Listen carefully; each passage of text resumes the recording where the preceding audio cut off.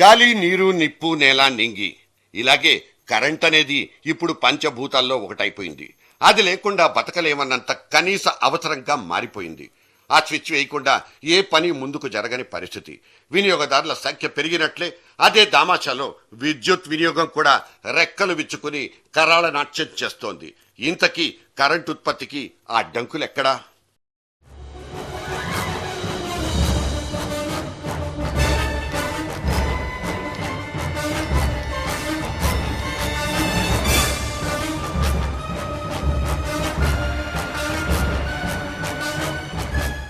దిగువ మధ్యతరగతి ఇళ్లలో సైతం ఎలక్ట్రానిక్ వస్తువులు పెరిగిపోయి మీటర్లన్నీ సర్రన తిరిగిపోతున్నాయి.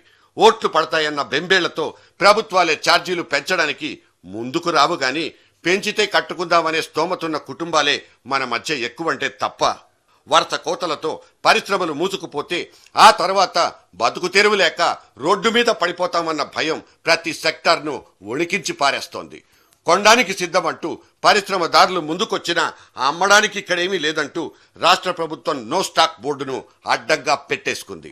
సొంత క్షేత్రాల్లో ఉత్పాదన పెంచుకోకుండా పొరుగు రాష్ట్రాల మీద పడి కొనుగోళ్లతో కాలక్షేపం చేసుకున్నంత కాలం ఏ రాష్ట్రంలోనూ విద్యుత్ వ్యవస్థ బాగుపడదు. మరి మీ రాష్ట్రాల్లో విద్యుత్ ప్లాంట్లు పెట్టుకుంటాం మొర్రో అని ప్రాధేయపడుకునే కంపెనీల్ని ఎందుకు ఇలా కర్రలతో కొట్టి తరివేస్తారు?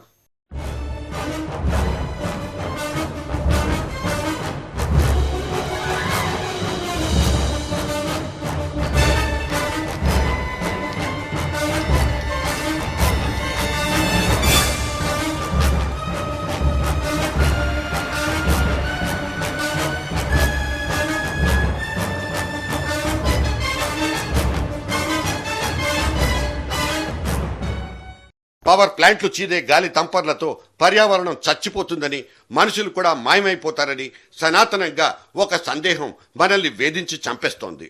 ఈకో ఫ్రెండ్స్ అనబడే పర్యావరణ ప్రేమికులు మెళ్ళలో దండలేసుకుని దీక్షలకు దిగినప్పుడు లాఠీలతో సమాధానం చెప్పడం తప్పిస్తే మరో విధానం ఏది ప్రభుత్వాల దగ్గర కనిపించదు. థర్మల్ పవర్ ప్రాజెక్టులే గుండెల మీద కుంపట్లనుకుంటే ఇక న్యూక్లియర్ పవర్ ప్లాంట్లకు దారులెక్కడా?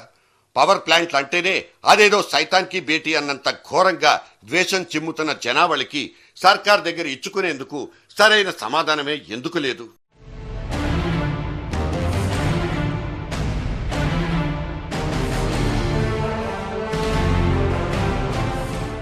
మన సెల్ ఫోన్లు ఛార్జ్ అవ్వాలంటే పవర్ ఉండాలి.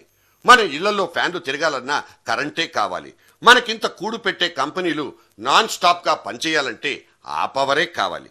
మరి దాన్ని పుట్టిస్తామని ముందుకొస్తున్న పవర్ ప్లాంట్లు మాత్రం మనకు వద్దుగాక వద్దు. ఇదేం లెక్క, ఇదేం నీతి? మన దగ్గరే ఎందుకింత దురన్యాయం? విద్యుత్ రంగానికి సంబంధించినంత వరకు రాష్ట్రాలకు కేంద్రం ఎప్పుడో స్వయం ప్రతిపత్తినిచ్చింది. కానీ ఆ స్వేచ్ఛను సరిగ్గా వాడుకోలేక, సరైన పర్యవేక్షణ లేక వ్యవస్థ అంతా సంక్షోభాలతో నిండిపోయింది. నష్టాలొస్తే ఛార్జీలు పెంచడం, చాలకపోతే పక్క ప్రాజెక్టుల నుంచి కొనుక్కోవడం తప్పిస్తే ఉత్పత్తిని పెంచుకుందామన్న ధ్యాసే మన దగ్గర లేకపోయిందా? కొత్త ప్లాంట్ల నిర్మాణానికి అడ్డుపడిపోతున్న కారణాల మీద సీరియస్ గా స్టడీ చేసిన పాపానే పోలేదా? పర్యావరణాన్ని పరిరక్షిస్తూనే, పునరావాసాన్ని కల్పిస్తూనే పవర్ ప్లాంట్లు నిర్మించుకునే సదవకాశం కంపెనీలకు ఎందుకు దొరకడం లేదు?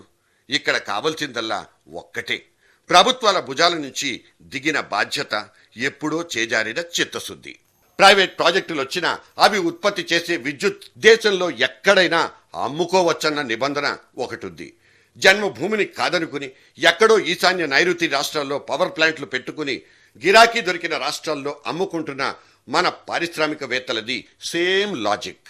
వ్యవసాయదారుడికి ఉచితంగానే విద్యుత్ ధారబోయాల్సి రావడం కూడా ఓటు బ్యాంకు రాజకీయాల పుణ్యమే. ఇదొక సంక్షేమ పథకం కనుక దీనికి ఉత్పత్తి డిమాండ్ల లెక్కలతో ప్రమేయం లేదు.